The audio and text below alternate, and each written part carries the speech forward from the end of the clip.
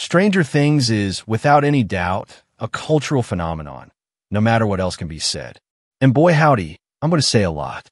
It's a huge TV series that burst onto the scene back in 2016 as a nostalgic love letter to 1980s pop culture from the Duffer Brothers, whose vision of supernatural thrills captivated audiences with a unique blend of horror, science fiction, and coming-of-age drama. It also launched the careers of its young cast and revitalized the public interest in retro aesthetics. However, as the series progressed through 4 seasons, several problems began to emerge, problems that undermined that initial promise and revealed some fundamental flaws in its approach to storytelling. Perhaps the most glaring flaw with Stranger Things is its over-reliance on nostalgia as a substitute for genuine creativity. What began as a clever homage to 80s films like E.T., The Goonies, and Poltergeist gradually devolved in a shameless pastiche.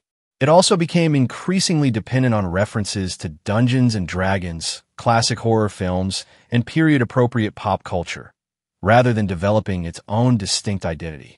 This can perhaps best be seen in the development of its antagonists, which invariably amount to a D&D creature and some sort of government or government-adjacent organization.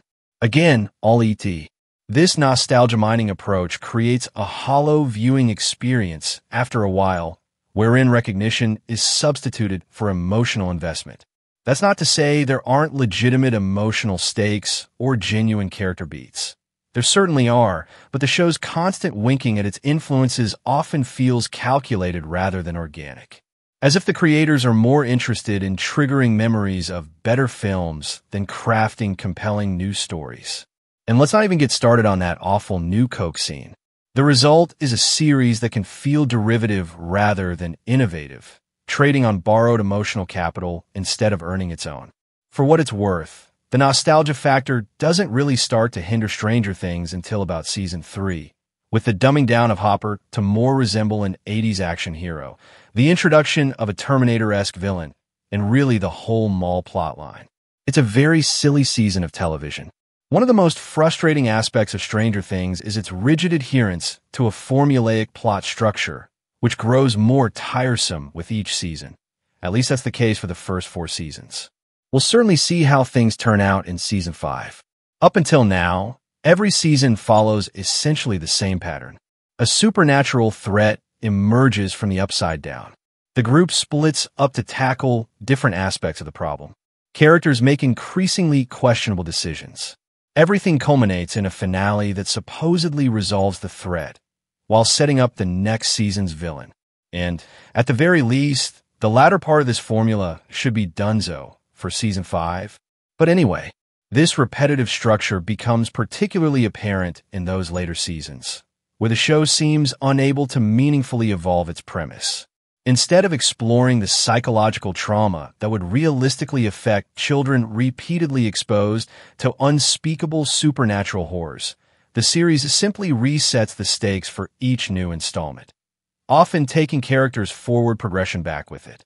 The Upside Down, initially a mysterious and terrifying parallel dimension, becomes a mundane plot device that can conveniently produce whatever monster the story requires.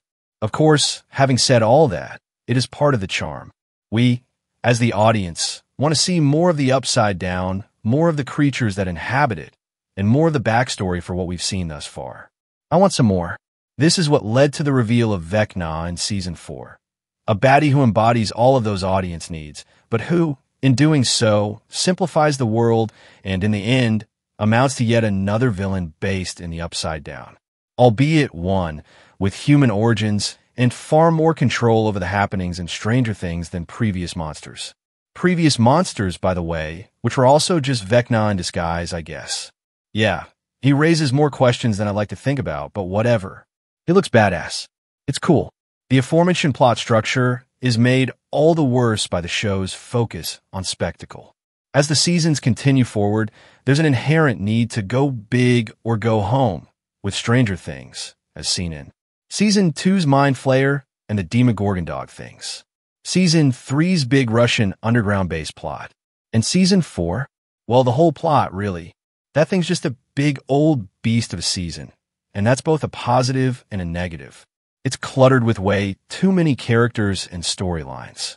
But hey, Vecna is a crazy, scary villain, and Eddie Munson is the hero we didn't deserve but got anyway. So it's chill. What's important to remember about Stranger Things is that it was never meant to be an ongoing show. The first season was designed as a limited series. That might be a key reason why a lot of the escalation in the following seasons can feel so forced, because it's attempting to bring epic sensibilities to a series built on a relatively restrained premise.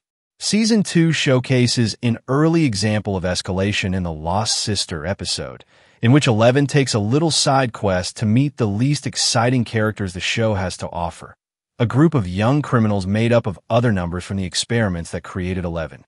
That episode was widely panned and has since been essentially scrubbed from memory.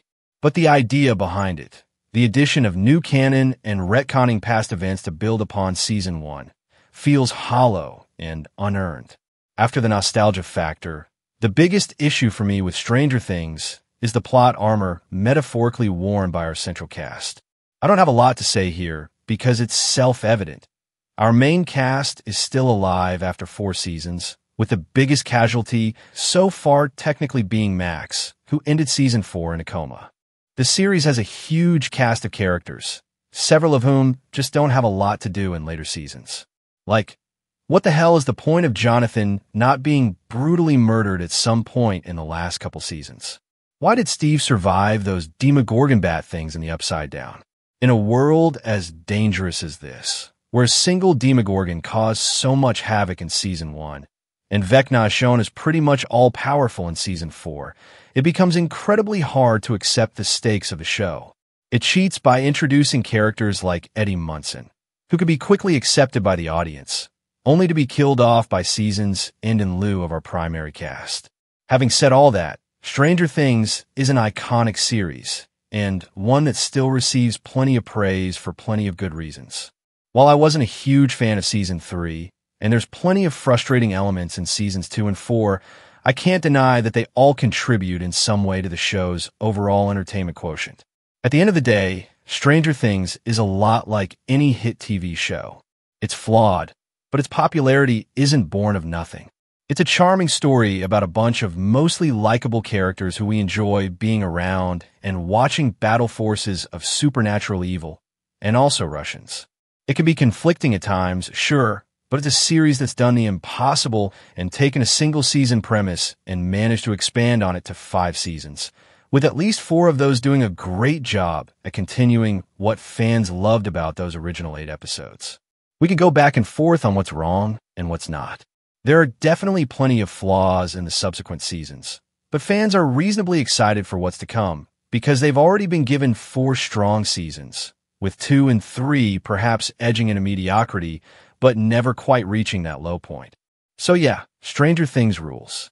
And despite the many issues I've had with it over the past 4 seasons, I can't deny that it still has me excited for more. But how about you? Are you excited for the upcoming final season? Or has the show jumped the shark? Let me know in the comments, and thank you for watching Movie Recap Pro.